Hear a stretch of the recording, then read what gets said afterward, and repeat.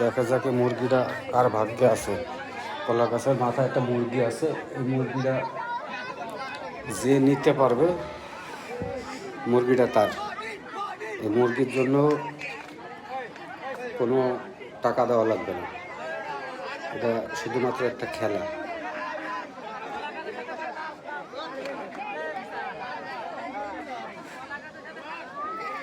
আপনারাও দেখেন, উপভোগ করেন। আমি যদিও বা মুরগিটা দেখাইনি আপনাদের, তো মুরগিটা আমি দেখাবো, একটু ধৈর্য ধরেন, মুরগিটা আমি দেখাবো।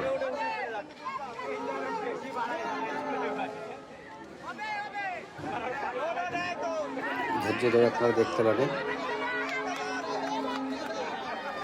সাথে আর একটা জিনিস আছে, সেটা আমি বলি। আমাদের বাংলাদেশের ভালোবাসার প্রতীক বাংলাদেশের পতাকা। পতাকা আমাদের 16 ডিসেম্বর উপলক্ষে আমরা ওখানে সর্বোচ্চ জায়গায় রাখার চেষ্টা করছি। কিন্তু যে উঠতে পারবে পতাকা এবং মুরগি দুইটাই, সে নিয়ে নিতে পারবে। সম্ভাব্য হয়ে গেল। যাক, মুরগিটা এবার আপনাদেরকে আমি দেখাই দেবো একটু পরেই। এরপর